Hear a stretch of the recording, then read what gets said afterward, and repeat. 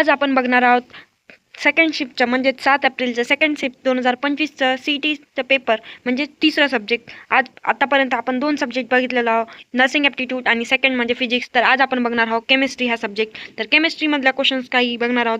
तर ज्यांना कुणाला व्हिडिओ बघायचे असेल आधीचे PYQचे त्यांनी लास्ट व्हिडिओला जाऊन बघू शकता. तर ज्यांना कुणाला समजलं नसेल त्यांनी समजून घ्या ते PYQ आणि हे थर्ड सब्जेक्टच्या कंटिन्यू करा व्हिडिओला बघून. तर ज्यांना कुणाला वाटते खूप इम्पॉर्टंट ठरणार आहेत हे PYQ तर त्यांनी व्हिडिओला लास्टपर्यंत बघा, कारण खरंच ते हे व्हिडिओज आणि हे जे PYQ आम्ही करून देत आहोत ते खरं तुम्हाला इम्पॉर्टंट ठरणार आहेत समोरच्या पेपर्ससाठी. तर मी दीक्षा कातल्या तुमचं सगळ्यांचं स्वागत करत आहे द ड्रीम अचिव्हर्स गायडन्सला, कारण ह्या पेपर्सनी तुम्हाला खूप इम्पॉर्टंट ठरणार आहेत आणि तुमचं डेव्हलप होणार आहे कॉन्फिडन्स. तर व्हिडिओला खूप शेवटपर्यंत बघा तुम्ही. तर बघा पहिलं question, how many tetrahedral points are present in 0.5 mole of compound forming HCP structure. तर आन्सर काय येऊ शकते? C 4.818 into 10 raised to the power 23. Second question बघा, identify the compound having the lowest boiling point. आता कोणत्या याच्या आहे सगळ्यात लोवेस्ट बॉइलिंग पॉईंट? तर आन्सर नंबर येईल B क्लोरोमिथेनचं काय आहे सगळ्यात लोवेस्ट बॉइलिंग पॉईंट आहे. त्याच्यानंतर बघा तिसरा, vapour pressure of pure solvent is 640 mm of Hg. By addition of a non violent solute it decreases to 600 mm of Hg. What is the mole of fraction of solvent in the solution? तर answer काय येऊ शकते याचा? B 15/16.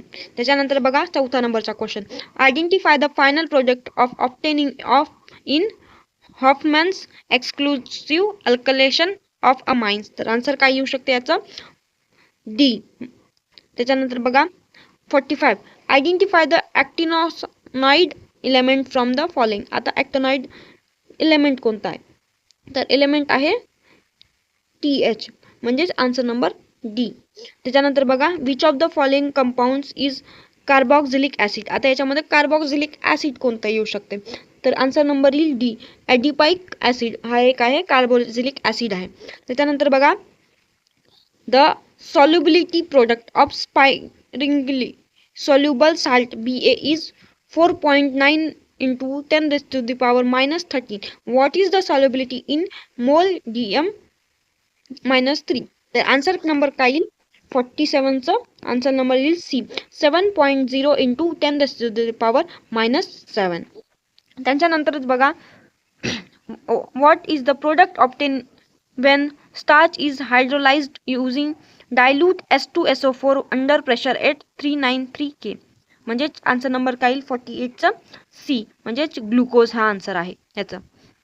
त्याच्यानंतर बघा, identify the neutral ligand from the following. तर कोणतं येऊ शकते याचं? मला कमेंट बॉक्समध्ये सांगा 49चा आन्सर कोणतं येऊ शकते. तर हे कमेंट बॉक्समध्ये सांगल्यावरच मला वाटेल की खरंच तुम्ही व्हिडिओ बघत आहात आणि क्वेश्चन सॉल्व्ह करत आहात. त्याच्यानंतर बघा, identify the trihydric alcohol from the following. तर 50चा आन्सर काय येईल? A glycerol. हे काय आहे? एक ट्रिहायड्रिक अल्कोहोल आहे. त्याच्यानंतर बघा, तुम्हाला MST CET साठी फुल पॅकेज अवेलेबल आहे आमच्या द ड्रीम अचिव्हर्स गायडन्समध्ये. ऑलमोस्ट बुक सोल्ड आउट झालेली आहे. ज्यांना कुणाला बुक लागत असेल त्याला फॉर्मॅटमध्ये बुक अवेलेबल केली जाईल. आणि त्या फुल पॅकेजमध्ये बघा 40 मॉक टेस्ट प्लस 5 CET सेलनी घेतलेले ऑफिशियल पेपर. त्याच्यामध्ये तुम्हाला समजेल की कसे पेपर येतात आणि कसे क्वेश्चन्स येतात. त्याच्यासोबतच मास्टर बुक जे की अजूनही कोणी क्रिएट केलेली नाही आहे बुक, आणि आपली पहिली इन्स्टिट्यूट आहे जे की MS नर्सिंगवाल्या स्टुडंटसाठी बुक क्रिएट केलेली आहे. तर हे याच्यामध्ये लेटेस्ट पॅटर्न राहील आणि सोबतच एका सब्जेक्टला 500 MCQ दिलेले आहेत. असे पूर्ण ओव्हरऑल 8000+ MCQ तुम्हाला प्रॅक्टिससाठी देण्यात येतील. सोबतच तुम्हाला एका आठवड्यात 3 लाईव्ह सेशनसुद्धा देण्यात येतील, ज्याच्यामुळे तुम्हाला समजेल तुम्ही कोणत्या पॉईंटवर वीक पडता किंवा कोणता पॉईंट स्ट्रॉंग आहे. तर ज्यांना कुणाला वाटतं हे फुल पॅकेज जॉईन करायचं त्यांनी आताच आम्हाला DM करा आणि आमच्या ग्रुपला जॉईन करा. तुम्हाला व्हिडिओच्या डिस्क्रिप्शनमध्ये ग्रुपची लिंकसुद्धा मिळून जाईल किंवा आम्हाला कमेंट बॉक्समध्ये सुद्धा कमेंट करू शकते. त्याच्यानंतर बघा 51 question, identify the from the following salt of strong acid and strong base. तर आन्सर नंबर येईल D NaNO3. हे काय? स्ट्रॉंग ॲसिड आणि स्ट्रॉंग बेस आहे, म्हणजे त्याच्याशी बनलेला आहे. त्याच्यानंतर बघा, which among the following is polyamide polymer. आता याच्यामधून पॉलिमाइड पॉलिमर कोणता आहे, तर याच्यामध्ये आहे नायलॉन 66. हे एक पॉलिमाइड पॉलिमर आहे. त्याच्यानंतर बघा question number 53. Which of the following formulae of interhalogen compound between bromine and fluorine does not exist. तर आन्सर नंबर येईल सी, BrF4. त्याच्यानंतर बघा what type of the following compound is named as alkanal according to IUPAC system. तर आता IUPAC system according काय नाव येऊ शकते याचं, तर याचं नाव येईल अल्डिहाइड्स. तर अल्डिहाइड्स म्हणजेच आन्सर नंबर सी. त्याच्यानंतर बघा which is the correct statement for the first law thermodynamic for infinitesimally small change. तर आन्सर नंबर काय येईल याचं बी. त्याच्यानंतर बघा which of the following household plastic leach a possible human carcinogen in to food. तर answer number याचा काय येईल 56 बी, LDPE. त्याच्यानंतर बघा the rate constant for reaction 2A leads to 2B plus C is 2.49 into 10 raised to the power minus 4 S raised to the power minus 1. What is the order of reaction. तर काय येऊ शकते याचा answer बी येईल, म्हणजेच 1 answer येईल अशा.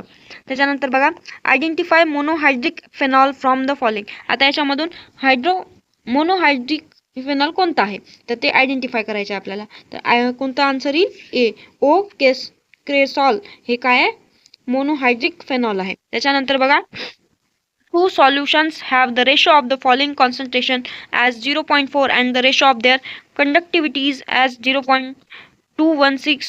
What is the ratio of their molar conductivities. त्याचा आन्सर काय येऊ शकते ए, 0.54. आता लास्ट क्वेश्चन बघा on which of the following factor does the Kirchhoff constant depend. आता याच्यावर डिपेंड कोणता आहे, तर आन्सर नंबर येईल ए, नेचर ऑफ सॉल्व्हेंट. तर हे झाले आपले फिजिक्सचे क्वेश्चन. ज्यांना कुणाला डाऊट आहे त्यांनी मला कमेंट बॉक्समध्ये सांगा आणि आमच्या ग्रुपला जॉईंट होऊ शकता तुम्ही. तुम्हाला व्हिडिओच्या डिस्क्रिप्शनमध्ये तुम्हाला ग्रुपची लिंक मिळून जाईल, तिथे जाऊन जॉईन करा. तुम्हाला जेही डाऊट असतील अबाउट एक्झामिनेशन किंवा रिगार्डिंग ॲडमिशन हे सुद्धा आम्ही सॉल्व करून देणार आहोत. तर ज्यांना कुणाला वाटते खरंच हे व्हिडिओ इम्पॉर्टंट ठरणार आहेत म्हणून व्हिडिओला शेवटपर्यंत बघत राहा, कारण बघितल्यानंतरच तुम्हाला समजेल सगळे क्वेश्चन्स कसे येतात. तर व्हिडिओ आवडले असेल तर लाईक करा, शेअर करा आणि सबस्क्राईब करा. धन्यवाद.